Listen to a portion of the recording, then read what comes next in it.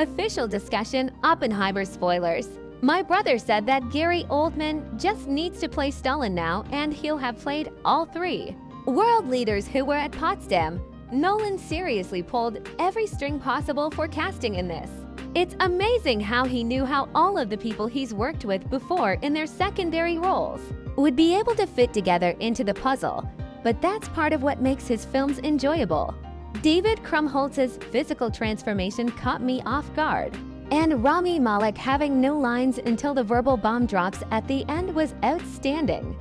Florence Pugh showed up and got naked, then killed herself. That scene where Oppie's wife is imagining Pugh just riding her husband, that was something I never thought I'd see in a Nolan film. It was almost Ari Aster-like. The scene after the bomb goes off and he's addressing the crowd will haunt me for some time. I can't remember feeling so uncomfortable in a theater. I can't wait to see it again. Absolutely incredible spectacle from start to finish.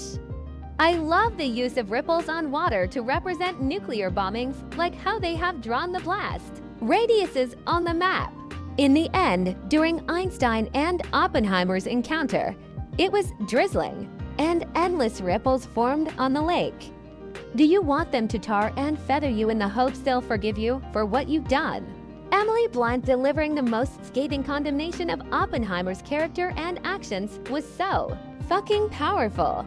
And wife resigned to be nothing but a caretaker in the shadow of an ego-driven, neurotic, anxiety-filled genius and then a powerhouse fighter in the hearing. I think she was a real highlight for me. The film was way more humanizing of Oppenheimer than I was thinking it'd be, but also so much more damning of him than I'd ever thought it would be.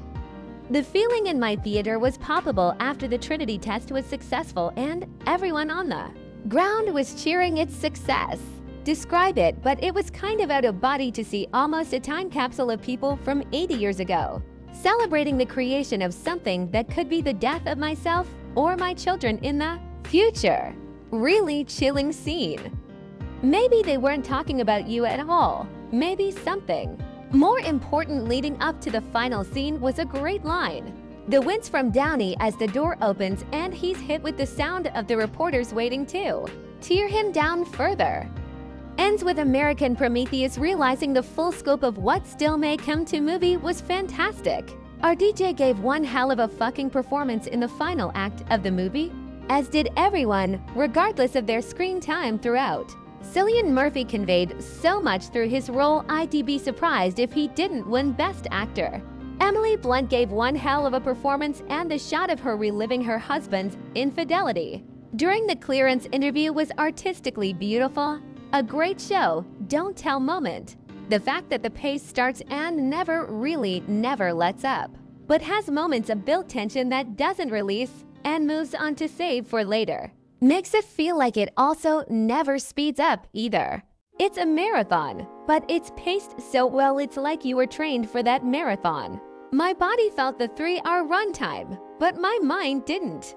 The ending was also beautiful shot from almost every aspect. Our DJ slowly making his way towards Oppenheimer and Einstein, to the content of that teased conversation, to the way it ended. That the scene where a character drowns themselves in a bathtub.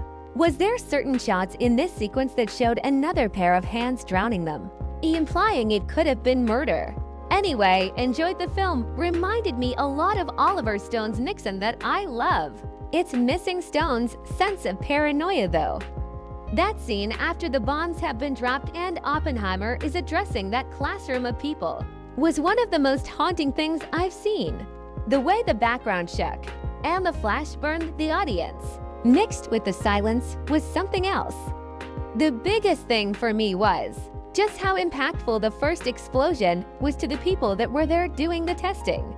They weren't just creating another bomb, but something terrifying, world-ending stuff. Nolan really gets that across to the audience. Impactful the size of the explosion threw me off, because you see stuff like this and the close-up shots of the buildings being destroyed, like this. But to realize a nuclear explosion is just this when viewed from afar, I can now totally see the scale Nolan was going for. It never really occurred to me just how almost simple the explosion could be portrayed. I never put a lot of thought into it, but it's still so horrifying in its destructiveness. For a 3-hour heavy dialogue film to have this type of speed to it is incredible. Honestly, it was hard to distinguish where scenes began and ended with its editing and pacing. It just did not stop, and I loved it. In, then forward to another, then backwards again while in color for a first-person perspective, then to a black and white. Objective perspective with the music swelling along while all being coherent. Anyone else catch the black-gloved hand in the corner of the frame during the Tatlock suicide scene? In the Burt Sherwan book, there is a suggestion that she was murdered. I thought this was an interesting way of visualizing the ambiguous circumstances of her death. One thing I think I missed during the movie was in the beginning when they brought the titles for One Fission, T Fusion. I thought this would come back and it didn't. Anyone have an understand of what that meant? Does it have to do something with the color versus black and white? Could have missed something really basic. I found Emily Blunt's portrayal of Kitty Oppenheimer particularly compelling, and it was amazing how complete a character she was in such limited time.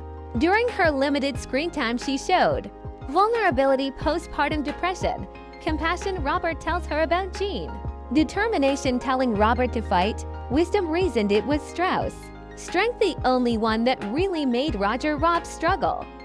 I'm just gonna say that the bowls on the table filling up with marbles might be low-key one of my favorite plot devices.